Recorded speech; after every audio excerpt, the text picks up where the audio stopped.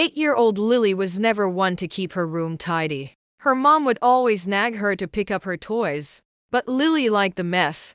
It felt cozy, like everything she loved was within arm's reach. It was a rainy afternoon, the kind where the sky is so thick with clouds that it feels like evening even though it's only midday. Lily was on the floor, digging through the clutter beneath her bed, searching for her favorite blue crayon. Her room was dimly lit, with shadows stretching long across the floor as the rain tapped against her window. As she pushed aside a stuffed rabbit, her hand brushed against something unfamiliar, a piece of crumpled paper. It felt gritty, almost brittle, as though it had been there for a long time. She pulled it out, her curiosity piqued, and smoothed it flat against her knees. The paper was old, yellowed with age, and frayed at the edges, as if it had been folded and refolded countless times. Lily frowned.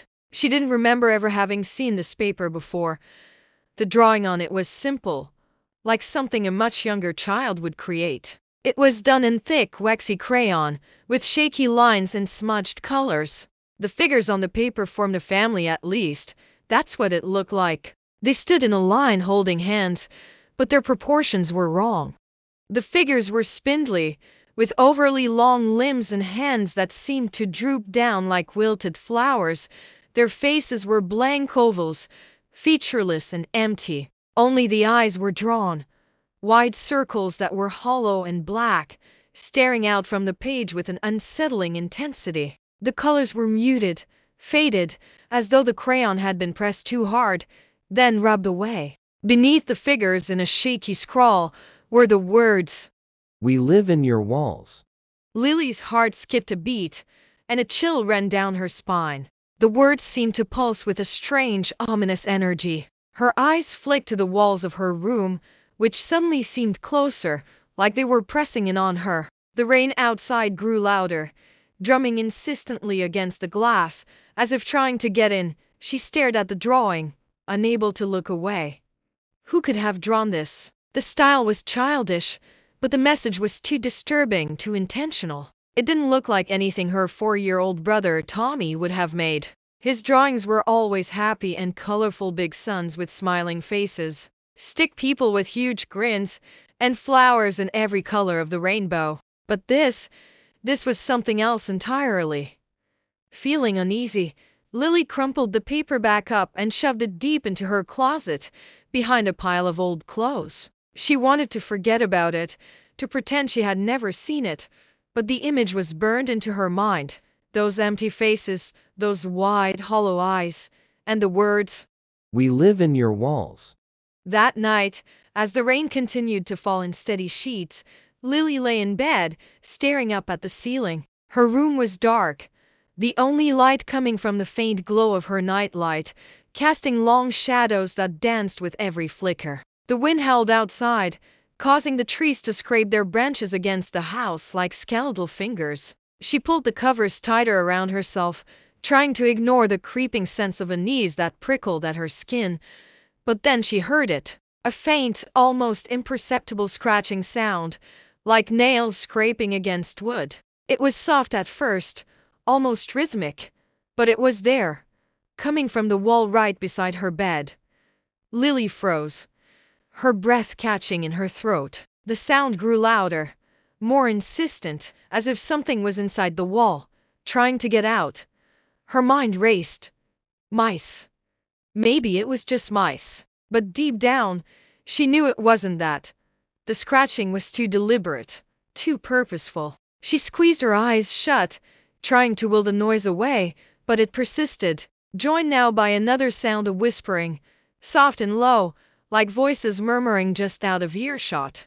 Lily's eyes snapped open, wide with fear. She turned her head slowly, heart pounding in her chest, and pressed her ear against the wall. The whispers were clearer now, but still too faint to understand. They overlapped, a chorus of voices speaking in hushed tones, all at once, creating an eerie, unsettling melody. The tone wasn't angry or sad. It was curious, like the voices were discussing her, as though they were wondering what she was doing, lying there in the dark. Suddenly, the whispers stopped, leaving a void of silence that was deafening. Lily's ears rang in the quiet, and for a moment, she thought it was over. But then, she heard a giggle, a high-pitched, childlike giggle that echoed through the wall, too loud, too close. She bolted upright in bed, her heart hammering. The walls seemed to press in on her, the air in the room growing thick and heavy. She had to get out, had to tell her parents. She threw off the covers and stumbled towards the door. But as she did, something caught her eye.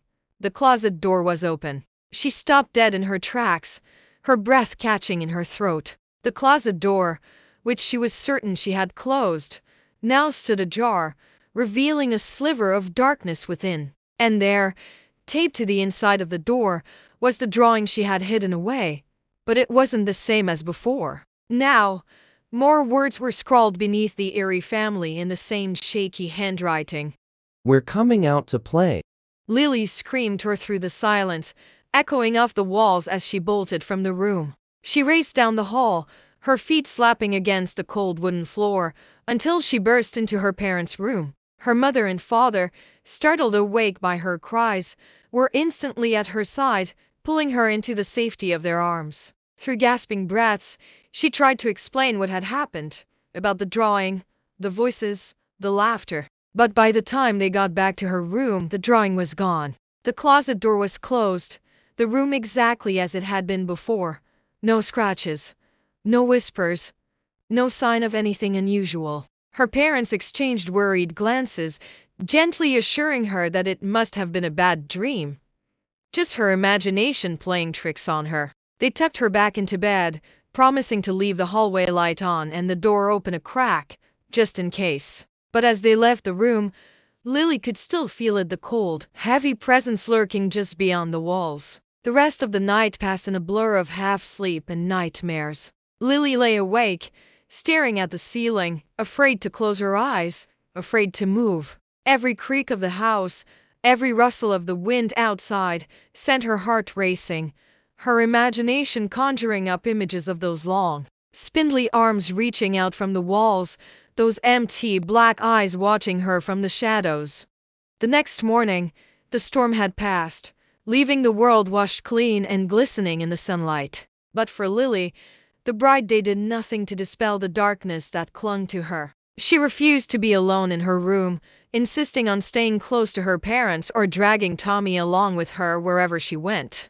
She never spoke of the drawing again, but it haunted her thoughts, especially at night when the house was quiet. She could still hear the faint scratching from time to time, still catch a whisper of those eerie voices when she pressed her ear to the wall. And sometimes when the wind blew just right, she thought she could hear that giggle again, echoing through the house. Lily knew they were still there, waiting behind the walls, watching her with their hollow eyes. And though she never found the drawing again, she knew that the strange family was biding their time, waiting for the right moment to come out and play.